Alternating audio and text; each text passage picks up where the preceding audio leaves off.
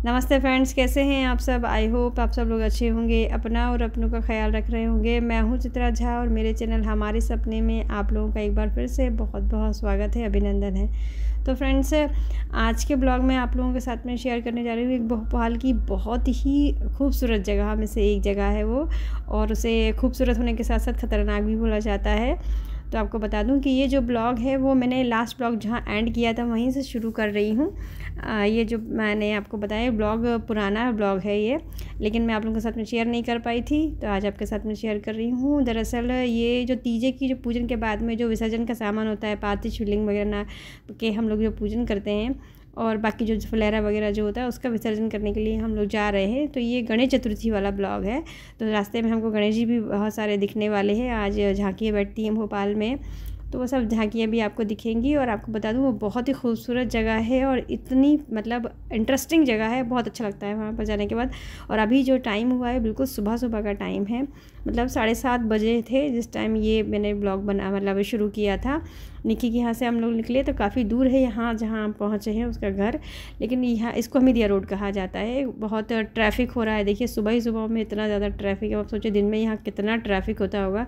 यहाँ पे लोग बोलते हैं कि लोग ऊब जाते हैं। देखिए कोई रूल रेगुलेशन ही नहीं दिख रहा है, मतलब अभी तो खैर ट्रैफिक पुलिस वाले भी नहीं हैं और लोग जहाँ से मर्जी हो रही वहाँ से निकल जा रहे हैं, क्योंकि रेलवे स्टेशन बिल्कुल लेफ़्ट साइड वाली जो रोड आ रही है वहीं पर ही है, बिल्कुल नियरेस्ट रेलवे स्टेशन के पास है, भोपाल मेन रेलवे स्टेशन के पास। और हम लोग पहुंच गए हैं अब डेस्टिनेशन पे। तो वैसे तो मैं अपने जो विसर्जन के भगवान जी मतलब पार्थिव शिवलिंग अपने हाथ में रख के लेकर आई थी, लेकिन जो बाकी जो विसर्जन का सामान था वो गाड़ी में से हम निकाल ले रहे हैं, क्योंकि काफ़ी सारा सामान हो जाता है पूजा का विसर्जन का, वो सब रखा नहीं जाता है, इमीडिएटली वो हमको विसर्जित कर देना पड़ता है। तो ये सारा सामान अब गाड़ी में से निकल गया है और अब हम जा रहे हैं विसर्जन करने के लिए। तो इस जगह को खटलापुरा घाट बोला जाता है। देखिए रोड पर अच्छी वाली जगह है पार्किंग करने के लिए, तो पार्किंग कर दी है हमने। और ये राम मंदिर है, बहुत पुराना मंदिर है, खटलापुरा धाम बोला जाता है इस जगह को। बहुत ही सुंदर मंदिर बना हुआ है, अंदर से प्रांगण भी काफ़ी अच्छा मतलब कवर अप करके बनाया हुआ है। पहले इतना सब विकसित नहीं था, लेकिन यह जगह जो है बिल्कुल बीच शहर में, बिल्कुल सिटी में ही है, ये भोपाल के सेंटर में ही है। तो इसलिए है ना काफ़ी अच्छी तरह से इसको डेवलप कर दिया गया है। और सुविधा मतलब यहाँ पे सुरक्षा का भी काफ़ी ध्यान रखा जाता है। आपको आगे बताने वाली हूँ सुरक्षा क्यों रखनी पड़ती है। यहाँ पर पुलिस वगैरह जो होती है बहुत अच्छी तरह से यहाँ पर तैनात रहती है पुलिस बल। और देखिए अंदर से कितना अच्छा प्रांगण आपको दिखाई देगा, बहुत बड़ा मंदिर है।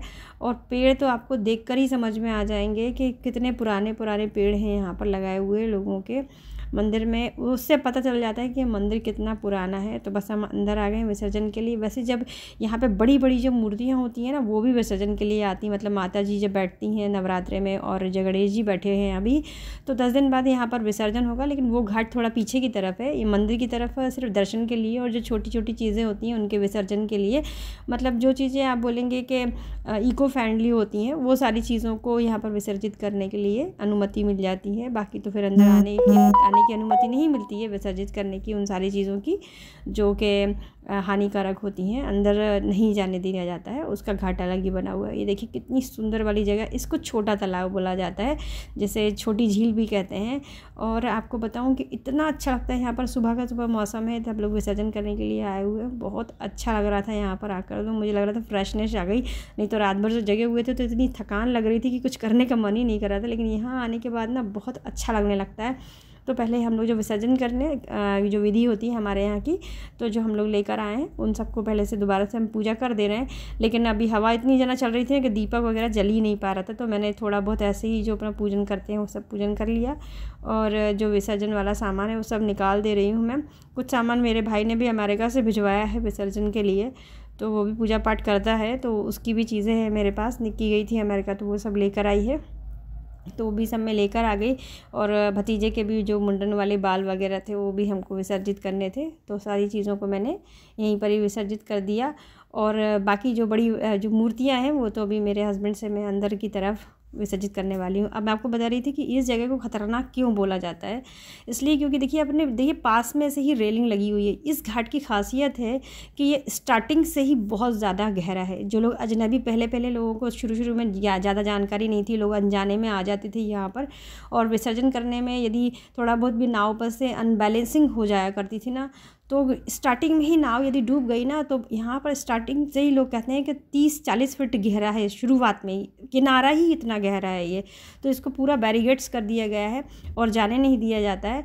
और मेरे हस्बैंड को मैंने मना भी किया, लेकिन वो ठीक है, कहने लगे नहीं, हम गणेश जी को तो अंदर, मतलब शंकर पार्वती जी को तो हम कर दे रहे हैं अंदर, बाकी सब चीज़ों को तो मैंने स्टार्टिंग में यहीं पर ही विसर्जित कर दिया। मैंने कहा ना कि अंदर नहीं करने देते, तो ये सब चीज़ें वो विसर्जित कर दे रहे हैं। और आपको मैं एक चीज़, बहुत ही इंटरेस्टिंग चीज़ यहाँ की दिखाऊंगी कि यहाँ पर सुबह सुबह में बहुत बढ़िया प्रैक्टिस चलती है। एक गेम है, उसका नाम आप लोग मुझे कमेंट करके बताइएगा कि इसे क्या कहा जाता है। और यहाँ पर सुबह सुबह में आप आएंगे ना तो सूर्योदय होते के साथ ही ये देखिए नाविक लोग यहाँ प्रैक्टिस करते हैं। आपको क्लोजली दिखाऊंगी मैं। और देख पा रहे होंगे कितने सारे पेड़ वगैरह लगे, बहुत सारे लोग सुबह सुबह में आकर विसर्जन करके भी चले गए, हमको तो काफ़ी लेट हो गया। और इस घाट से उस दूसरी तरफ यदि आप देखेंगे तो वहाँ काली जी का मंदिर है, तो उस वाले घाट को बोला जाता है काली घाट। इसको बोला जाता है राम मंदिर वाला, खटलापुरा धाम वाला घाट बोलते हैं इसको। तो इस देखिए विसर्जन वाला सामान कितना सारा है। हालांकि ये सब बाद में सफाई कर दी जाती है, लेकिन हम हमारा हिंदू धर्म ऐसा है कि हमारा मन नहीं मानता है तो हम अपनी चीज़ों को यहाँ पर विसर्जित करते हैं। ये मेरे भतीजे के बाल हैं जो वहाँ पर मुंडन हुआ था उसका, तो हमारे यहाँ बुआ विसर्जित करती है। तो अब बुआ फूफुआ जी को भी हम लोगों का सौभाग्य मिल गया और ये सब विसर्जन करने का। पूरा आटे में पैक कर दिया जाता है उसको। और भाई ने अमेरिका से भेजा, तो इस तरह से मतलब लूज़ भी नहीं भेजा जा सकता है, तो उसको ऐसे ही पूरी तरह से पैक करके उसने भिजवाया है। ये देखिए उसके पूरे अंदर से बाल निकलने वाले हैं। तो ये सब ये भी हमको विसर्जित करना था, तो ये देखिए आटे में वहाँ रख के विसर्जन होता है, तो वो फूफा जी को ही मिल गया करने के लिए। बाकी भी ये पूजा का थोड़ा बहुत जो भी सामान था तो वो भी सब ये अमेरिका का ही सामान है, उसी ने भिजवाया है।